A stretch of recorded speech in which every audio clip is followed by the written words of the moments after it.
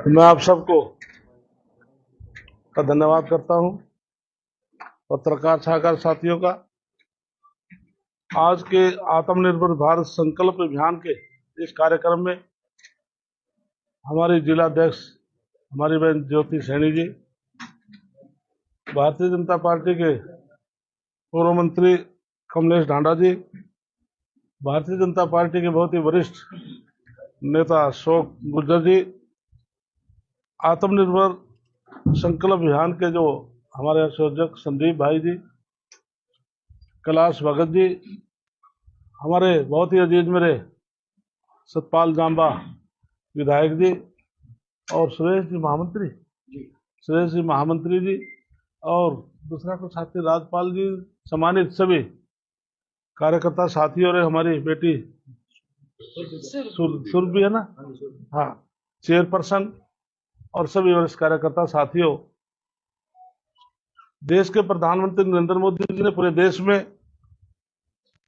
आत्मनिर्भर भारत का संकल्प पूरे देश में शुरुआत की है, क्योंकि जो देश इंडिपेंडेंट खुद मजबूत होगा तो देश आगे बढ़ेगा। और प्रधानमंत्री नरेंद्र मोदी जी ने 2014 में संकल्प लिया था कि सुरक्षा की दृष्टि से, आर्थिक दृष्टि से और सामाजिक और धार्मिक दृष्टि से देश को बहुत आगे बढ़ाया जाएगा। आज हम सुरक्षा की दृष्टि से कह सकते हैं कि देश आज बहुत मजबूत देश है। हिंदुस्तान आज बहुत मजबूती में आज सुरक्षा की दृष्टि से है। आर्थिक दृष्टि की बात करें तो देश 2014 में हम 11वें स्थान पर थे, फिर बीच में जीएसटी लगाई, लेकिन आत्मनिर्भर जब देश अब हुआ तो जीएसटी को कम किया और पूरे देश में बहुत अच्छा मैसेज गया कि 28% जो जीएसटी थी उसको घटाकर 18 स्लैब को 12 को 5 और 5 को 0, और उससे पहले 12 लाख की इनकम टैक्स में रिबेट दी थी, जिससे देश में बहुत अच्छा मैसेज गया था।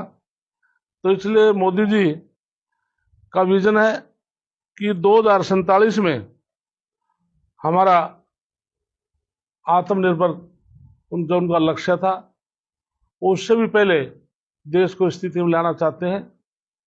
और उन्होंने कहा था वोकल फॉर लोकल, जो देश में चीज बनने वाली है वो देश में ही बने। इस विजन को जन आंदोलन में बना लेने के पूरे देश में आत्मनिर्भर आज संकल्प अभियान शुरुआत की है। इसके साथ 25 सितंबर 2005 को दीनदयाल उपाध्याय जी की जयंती से हमने शुरुआत की है और ये 25 दिसंबर 2025 तक सरदार अटल बिहारी वाजपेयी की जयंती तक ये अभियान लगातार चलेगा, पूरे देश में चलेगा। आज मैं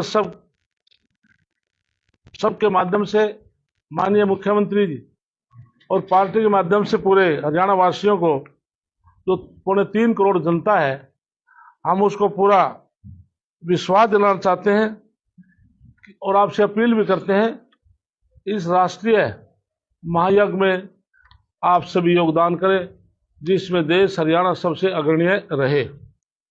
स्वदेशी विचार हमारे लिए एक नया नहीं, हमारी स्वतंत्रता का आधार रहा है। महर्षि दयानंद सरस्वती जी के विचारों को लेकर 1905 में और बंगाल के स्वदेशी आंदोलन में राष्ट्रपिता महात्मा गांधी जी के नेतृत्व में स्वतंत्रता संग्राम तक की स्वदेशी ने हमेशा आत्मनिर्भर मार्ग दिखाया है। पंडित दीनदयाल उपाध्याय जी के मार्गदर्शन में हमें सिखाता है कि आर्थिक अवस्था स्वदेशी पर आधारित होनी चाहिए, तभी हम स्वतंत्रता रक्षा कर सकते हैं, न्याय की गारंटी दे सकते हैं। इसी प्रकार से आज माननीय प्रधानमंत्री नरेंद्र मोदी जी के नेतृत्व में हम उसी गौरवशाली परंपरा को आगे बढ़ा रहे हैं। हमारा लक्ष्य है भारत को विकसित राष्ट्र बनाना। यह तभी संभव है जब अपनी जरूरत हर चीज खुद बनाएंगे। आत्मनिर्भर भारत संकल्प अभियान 3 स्तंभों में आधारित है। वो ये है स्वदेशी, स्वभाषा और स्वभूषा स्वदेशी का अभिप्राय है कि भारत में वस्तुओं का उत्पादन और उपयोग करना चाहिए। इस दिशा में देश स्टार्टअप की संख्या 1,60,000 हो गई है। पिछले दिनों इसरो ने भारत की पहली स्वदेशी सेमीकंडक्टर चिप विक्रम 32 विकसित की है। आज भारत दुनिया का दूसरा सबसे बड़ा मोबाइल निर्माता बन गया है। मुद्रा में PLI योजनाओं द्वारा MSME के निर्माताओं को दिए गए सहयोग में हमारी स्वदेशी न्यू निर्माण क्षमता बहुत बड़ी है। हमारा कुल $825 बिलियन आज पहुंच गया है। इसके साथ साथ आज सब सभा का अर्थ है हमारी भारतीय भाषाओं की ज्ञान प्रणालियों को बढ़ावा देने में है। भारतीय भाषाओं का प्रशासन और संचालित करने के उद्देश्य से केंद्र सरकार ने एक नया अनुभव स्थापित किया है। नई शिक्षा नीति देश के गुरुकुल शिक्षा प्रणाली फिर से जीवित कर रही है। ये त्रिभाषा शिक्षा को बढ़ावा देगी। हम MBBS इंजीनियरिंग तथा विज्ञान विषय भारतीय भाषाओं में पढ़ाए जा रहे हैं। इसी प्रकार स्वभूषा का अर्थ है अभिप्राय। हमारी अपनी विरासत, डिजाइन और सौंदर्य शस्त्र को अपनाने से है। इस दिशा में आजाद भारत में पहली बार खादी ग्राम उद्योग का कारोबार 1,70,000 करोड़ रुपए पार गया है। पिछले 10 वर्षों में इस उत्पाद में 315% की बिक्री और 400% वृद्धि दर्ज आई है। एक जिला एक उत्पाद योजना में देश 750 से अधिक जिलों में 1200 अधिक उत्पादों की पहचान हो गई है। इन उत्पादों की बिक्री ऑनलाइन पर 2,000 करोड़ रुपए से भी ज्यादा अधिक पहुंच गई है। तीनों स्तंभों की मजबूत करके हम गुलामी की मानसिकता से हर निशान को मिटा सकते हैं और अपनी विरासत पर गर्व कर सकते हैं। भारत के लिए आत्मनिर्भर सिर्फ कल्पना नहीं है बल्कि हकीकत है जो आज जमीन पर उतर रही है। माननीय प्रधानमंत्री के नेतृत्व में 11 वर्षों में भारत ने हर क्षेत्र में अभूतपूर्व प्रगति की है। आज भारत की रक्षा निर्यात 34 गुना बढ़ चुकी है। 2013-14 में मात्र 686 करोड़ रुपये था, अब 2025 और में 23.622 करोड़ रुपये तक पहुंच गया है। आकाश और नाग जैसी मिसाइलें हमारी स्वदेशी ताकत का प्रमाण है। आज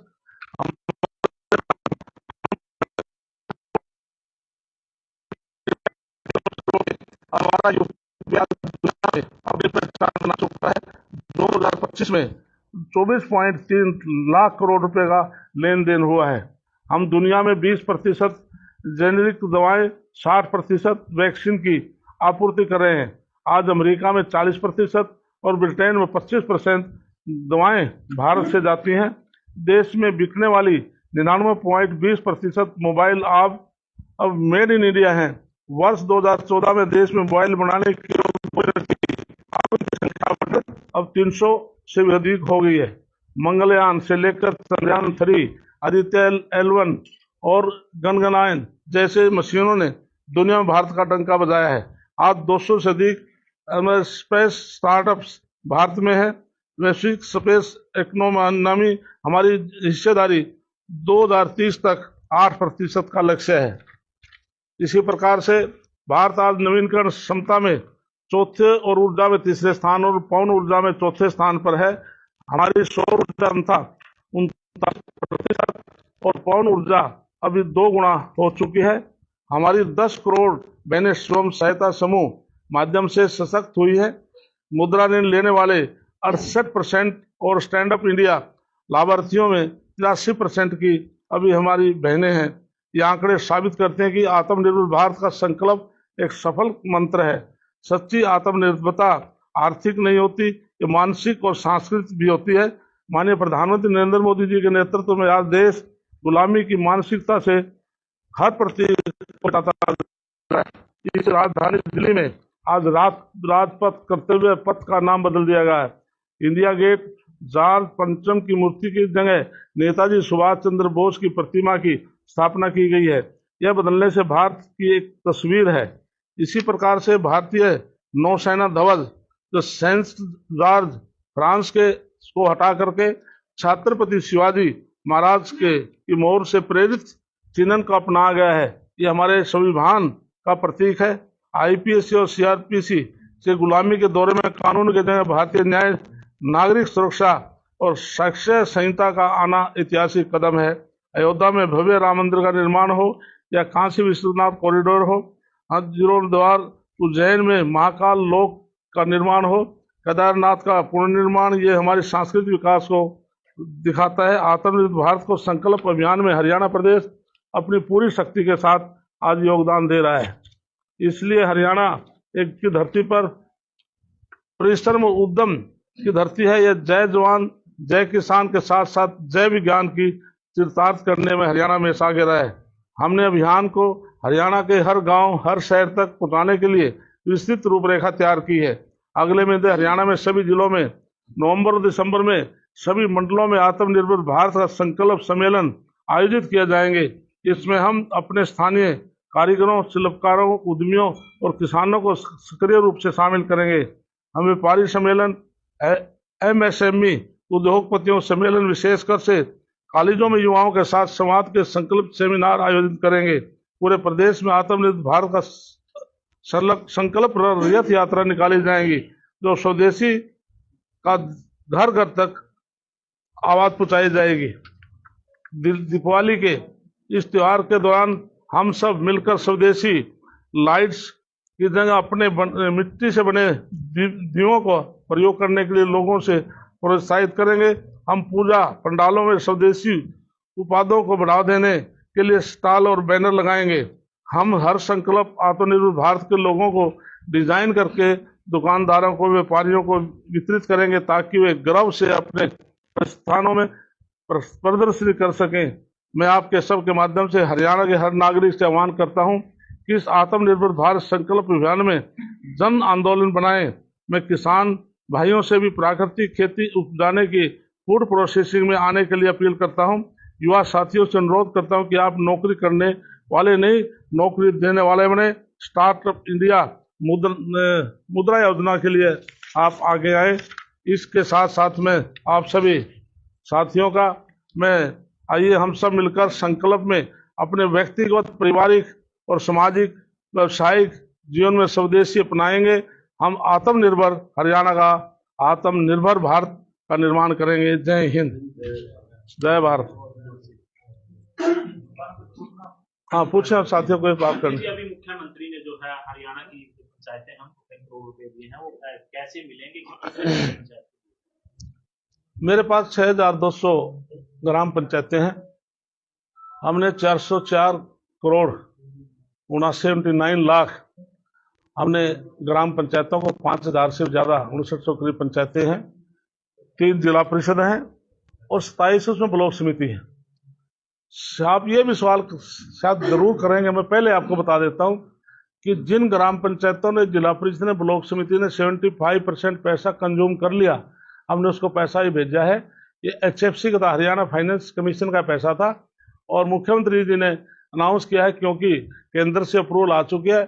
195 करोड़ रुपया जो CFC, जो सेंट्रल फाइनेंस कमीशन का है, हमारे पास अप्रूवल आ गई है, लेकिन कुछ प्रोसेस फाइनेंस डिपार्टमेंट का केंद्र में रहता है, और दिवाली से पहले दूसरी किस्त भी जारी कर दी जाएगी। सभी पंचायतों को, इसमें सभी पंचायतों को मिलेगा, लेकिन ये जिन 75% जो पैसा उनके पास पड़ा है, उन्हें यूज किया ही नहीं, ये पहले उनको भेजा है। मंत्री जी, चाइनीज माल जो है, चाइनीज प्रोडक्ट है, वो धड़ल्ले से मार्केट में आ रहे हैं, तो लोकल को वोकल कैसे बना पाएंगे? इसके लिए सरकार, माननीय नायब सैनिक सरकार, ऊपर केंद्र से देश के प्रधानमंत्री जी का ये आह्वान भी किया कि आम जन जन तक जाकर के आप बैनर लगाएं, लोगों को समझाएं। तो इसलिए जिस प्रकार से प्रधानमंत्री जी ने स्वच्छता अभियान जो शुरुआत देश में की थी, आज मैं कह सकता हूं देश का हर नागरिक आज स्वच्छता के प्रति आस्था रखता है। तो इसी अभियान में भी शुरुआत की, तो धीरे धीरे मैं नहीं कह सकता कि एकदम से इस पर ब्रेक लग जाएगा, लेकिन मैं कहता हूं कि मेजोरिटी में लोग मन बना लेंगे कि हम जो प्रधानमंत्री ने कहा है हम उस पर पूरा अमल करेंगे। क्योंकि चीजें मार्केट में है, कोई आपके हाथ में घड़ी भी है और विदेशी घड़ी है, तो धीरे धीरे आपका होगा जब भी सब लोग मेड इन इंडिया डाल रहे तो मैं भी क्यों ना डालूं। तो इसलिए ये धीरे धीरे सब ये समाप्त हो जाएगा और सब स्वदेशी पर आ जाए। अमेरिका से टाइप लगाने की बातचीत से दोबारा संबंध मोहन भाई ने कहा भी चीन का सामान 12 लोग यूज करने लगे हैं, चीन से संबंध बना रहे हैं दोबारा भारत की तरफ से, वायु उड़ान की दोबारा से शुरुआत हो रही है, आप एक तरफ भी वोकल फॉर लोकल। इसके लिए ये सब चीजें जो आपने की है, ये केवल माननीय प्रधानमंत्री के अधिकार की बात है कि इस टाइम देश के लिए क्या फैसला लेना है, किस देश से क्या संबंध बनाने हैं। ये जो हमारे राष्ट्रीय जो जो बड़े उच्च अधिकारी हैं, जैसे प्रधानमंत्री हमारे इसके सभी के चेयरमैन, तो ये फैसला हाई जयंती ऊपर की मीटिंग में ये फैसले लिए जाते हैं। हरियाणा सरकार का IMT प्रोजेक्ट है, किसानों की बात चल रही है, किसान उचित निकाले 500 एकड़ जमीन चाहिए, केवल 7,000 एकड़ जमीन पर सेशन किसानों को निकाले। इसलिए IMT केवल अतीत में 10 साल पहले जब कांग्रेस की सरकार थी, चाहे IMT के लिए या अन्य कोई पारसनाथ, IDI, TDI, सोमय, सब के लिए हुड्डा सरकार में जमीनी किसानों से कोडियों के भाव ली। लेकिन जब से हमारी 15 साल से सरकार आई है, कोई किसान कह दे कि जबरदस्ती किसी से कोई 1 इंच भी सरकार ने ली है। माननीय मनोहर लाल जी ने हमारा जो लैंड, जो किसान अपनी मर्जी से कोई सरकार को लैंड देना चाहे तो उसके लिए बैंक बनाया था, लैंड बैंक बनाया था, तो उस जमीन को इकट्ठा करके किसी भी सरकारी पर्पज के लिए उसको किया जा सकता है। और जैसे आज नायब सैनी हमारे बहुत सम्मानित मुख्यमंत्री हैं, चाहे माननीय मनोहर लाल ने घोषणा की है कि आज नायब सैनी घोषणा करते, पहले हम उसका सारा क्राइटेरिया चेक करके उसके बाद प्रोजेक्ट की घोषणा करते हैं, और जो प्रोजेक्ट की घोषणा करते हैं तो उसको पूरा भी करेंगे। मंत्री जी, भगवान वाल्मीकि को लेकर जो विवाद कैथल 2-3 जगह आया है, उनके इतिहास को लेकर एक शब्द यूज किया जाता है, डाकू बोला जाता है, ऐसे कई मंच से और कई स्कूलों की किताबों में भी ऐसा पढ़ाया जाता है। इस तरह कई विवाद कैथल में आ चुके हैं, आपकी प्रतिक्रिया है? इसमें भगवान महर्षि वाल्मीकि जिन्होंने राम के बच्चों को शिक्षा दीक्षा दी है, हम उनको भगवान रूप मानते हैं, भगवान रूप मानेंगे। आज रामायण जो लिखी गई है भगवान महर्षि वाल्मीकि द्वारा लिखी गई है। ये इस प्रकार के बयानबाजी देने, इस प्रकार के महर्षियों के प्रति यदि किसी ने इस प्रकार की टिप्पणी की है तो मैं उसको कंडम करता हूँ। हमें महर्षियों का सम्मान करना चाहिए, और भारतीय जनता पार्टी ऐसी पार्टी है, हमने महर्षियों का सम्मान किया है। जब माननीय मनोहर लाल जी 2014 में आए, उससे पहले अतीत में जितनी भी सरकारें बनती थी, चाहे भगवान महर्षि वाल्मीकि की जयंती थी, या संत कबीरदास जी की जयंती थी, या हमारे डॉक्टर भीमराव अम्बेडकर की जयंती थी, हमारे जितनी भी जो जयंतियाँ थी, संत गुरु रविदास जी महाराज की जयंतियाँ थी, कोई केवल ये खर्चों में बनती थी। लेकिन मनोहर लाल जी से हमने अनुरोध किया, उनके बाद उन्होंने अनाउंस कर दिया कि आज के बाद ये सरकारी तौर पर बनेगी। हर साल आप देखते हैं, अब ये जो 14 अप्रैल की जयंती थी, प्रधानमंत्री नरेंद्र मोदी जी डॉक्टर भीमराव अम्बेडकर जयंती खुद मनाने के लिए आए, तो हिसार में तो यमुनानगर में आए। तो इसलिए सदा हमने शहीदों का और हमारे महर्षियों का सम्मान किया, सम्मान करें। मंत्री जी, अभय सिंह चौटाला ने कहा है कि पहले हमने कांग्रेस की रांद काटी, अब की बार भाजपा की बारी है। साथियों, कोई साथी कोई कुछ भी कह ले, लेकिन आप सम्मानित पत्रकार हैं, और प्रेस के सामने मैं ठोक के एक बात कह रहा हूं, जिस प्रकार से गुजरात में 25 साल तक भारतीय जनता पार्टी की लगातार सरकार बनी है, हरियाणा में भी 25 साल तक कंटिन्यू बीजेपी की सरकार रहेगी। इस मेरी बात को आज ध्यान। कांग्रेस ने अपना प्रदेश अध्यक्ष बनाया दोबारा, आप क्या कहोगे? इसलिए कांग्रेस का 1991 में साथियों में पहली बार विधायक बना था, और 30-35 साल से मैं लगातार विधानसभा में प्रतिनिधि कर रहा हूं। पहली बार 1 साल बाद इन्होंने अपने विपक्ष का नेता चुना है। अध्यक्ष पहले भी इनके बनते रहे हैं, इतने लंबे समय के बाद इन्होंने अध्यक्ष बनाया है। अब से पहले इनकी गुटबंदी शुरू हो चुकी है। और कांग्रेस पार्टी ये कोई संगठनात्मक पार्टी नहीं है।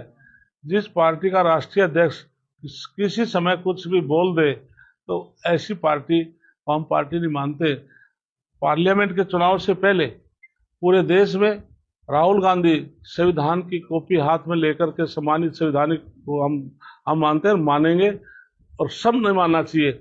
पूरे देश में उन्होंने एक प्रचार किया, यदि भारतीय जनता पार्टी की 400 सीट आ जाएंगी तो संविधान समाप्त हो जाएगा, आरक्षण समाप्त हो जाएगा। साथियों, आपका भाई कृष्ण कुमार इस बात का गवाह है। मैं जब राज्यसभा में था तो उस टाइम हाउस में मौजूद था, प्रधानमंत्री नरेंद्र मोदी जी ने एक चिट्ठी पढ़ी थी, वो डेट आप निकाल कर देखना, 27 जून 1961 की वो चिट्ठी है। तो उस टाइम के प्रधानमंत्री पंडित जवाहरलाल नेहरू ने सभी मुख्यमंत्रियों को चिट्ठी लिखी थी कि 1947 में देश आजाद हुआ और डॉक्टर भीमराव अंबेडकर ने आरक्षण दिया, आज लोग सामर्थ्य हो चुके हैं तो इसको समाप्त कर दिया जाए। लेकिन पार्लियामेंट के चुनाव से पहले उसको एडिट करके कटिंग करके चला कि नरेंद्र मोदी जी आरक्षण को समाप्त करना चाहते हैं। उसके बाद फिर उन्होंने वोट चोरी की बात के सामने आज पूरा प्रचार किया, उसमें वो फेल हुए। जब साथियों 2019 में चुनाव हुए तो पूरे देश में इनकी 52 सीट आई थी। आज 2024 में जब पार्लियामेंट के चुनाव हुए इनकी 99 सीट आई है। यदि हम वोट चोरी होती तो 52 से 99 कैसे हो सकती थी, उसमें फेल हुए। तीसरा उसने एक बयान दिया है कि बहुत जल्दी मैं हाइड्रोजन बम फोड़ने वाला हूं। तो पूछने वाला चाहता हाइड्रोजन क्या होती है, लेकिन प्रधानमंत्री ने कहा है आज हिंदुस्तान ताकतवर देश हो चुका है, यदि कोई दुश्मन देश तो परमाणु बम का भी प्रयोग करे हिंदुस्तान उसकी परवाह भी नहीं करेगा। तो ऐसे इनके राष्ट्रीय अध्यक्ष भूपेंद्र हुड्डा को ही विपक्ष का नेता बनाना, तो 1 साल का इंतजार क्यों लगता है अभी छूट है जरूर? ये कांग्रेस के लोग जवाब के बीच में ये सवाल उनसे करना है। मंत्री जी आगे सवाल सुरजेवाला कहते हैं कानून व्यवस्था वेंटिलेटर पर है। हरियाणा में 80 से ज्यादा जो गैंग एक्टिव हैं और व्यापारियों से फिरौती मांगी जा रही है, कैसे देखते हैं कानून व्यवस्था? इसके लिए अभी मेरा विधानसभा का सेशन चला था और लाइन ऑर्डर के ऊपर विपक्ष की तरफ से एक सवाल था और माननीय मुख्यमंत्री ने मुझे ऑथराइज किया था। तो मैंने पूरा चाहे कोई क्राइम था, मैं मर्डर था, बलात्कार था, चैन स्कैनर चोरी का था या फिरौती थी, डकैतियां थी या धमकियां थी, वो मैंने पॉइंट टू पॉइंट 2004 से लेके मैंने और अप टू डेट तक का मैंने ब्यौरा दिया था। और मैंने विशेष तौर से अपने कार्यकाल का बताया था 2018 में क्या स्थिति थी और 24 में क्या स्थिति है। आप आंकड़े देखेंगे 2018 के बाद जो स्थिति थी उसमें कहीं पर किसी क्राइम में 60%, किसी में 50%, किसी 40% कम हुआ है। ये सरकारी आंकड़े हैं 2018-2024 के अभी बीच। एनसीईआरटी के जो अभी डाटा आया है सर, उसमें चौथे नंबर पर जो है हरियाणा है क्राइम के हिसाब से। इसके लिए एनसीआर उसमें जो आर्टिक जो रिपोर्ट है उसमें मैंने वो देखी नहीं, वो देख लूंगा। लेकिन मैं सरकारी आंकड़े हरियाणा प्रदेश के 2018 से 24 के मैंने खुद प्रस्तुत किए, उसमें 60%, 40%, 50% कम हुए। धन्यवाद। मंत्री जी एक सवाल है, सरकार गरीबों के उत्थान के लिए कार्य कर रही है, लेकिन मोहन भागवत जी ने चिंता जाहिर की है कि अमीर और गरीब का अंतर बढ़ता जा रहा है कुछ ही लोगों के हाथ में आर्थिक शक्ति। इसलिए सम्मानित मोहन भागवत जी हम उनको नमन करते हैं। जो बात वो कहते हैं बड़ा छोटी बात तो कह नहीं सकते, बहुत समझकर और आने वाले भविष्य तक की भी वो बात करते हैं। लेकिन देश के प्रधानमंत्री और हरियाणा प्रदेश की सरकार और केंद्र की सरकार, हम चाहे गरीब है चाहे अमीर है, प्रधानमंत्री सबका सम्मान करते हैं। क्या जीएसटी से गरीब आदमी को फायदा नहीं हुआ? मैं झील के अंदर गया तो जो सरहदों के बीच में किसी ने स्कॉर्पियो बुक कराई 20 लाख की और मौके में कस्टमर मुझे मिला भी तेरे को कितना फायदा हुआ जी? 1 लाख का। फिर मैं गया एक ट्रैक्टर पर, एक किसान ने स्वराज ट्रैक्टर 855 लिया, उसने बुक करा में तेरे को कितना फायदा हुआ? मुझे 70,000 का फायदा हुआ। फिर मैं गया हीरो मोटर में, उस एक मोटरसाइकिल पे और कस्टमर उससे पूछा क्या आपका फायदा हुआ? कि 94,000 की इसकी कीमत थी, आज मुझे 84,000 मिले। फिर मैं बजाज स्कूटर की एजेंसी पर गया, उसमें 15 से 16,000 का उसमें इजाफा हुआ। तो आज जो सामान जैसे पैकेट में है गरीब आदमियों के लिए है, चाहे दूध है चाहे दही है, उसका 0% है ना। जो 5% था उसको 0% किया। आम जो किसान के इक्विपमेंट्स है जो 12% चार्ज करते थे वो सब 5% डाल कर दिए। अब मैंने खुद जो एजेंसी के मालिक थे उनसे मैंने पूछा भाई कस्टमर तो खुश है, उसको ये पैसा लाभ, तो आप क्या महसूस कर रहे हैं? ईमानदारी बात कहते हो। उन एजेंसी के मालिकों ने कहा जी हम बहुत खुश हैं, हमारा जो व्यापार है एकदम से बढ़ा है। बहुत धन्यवाद।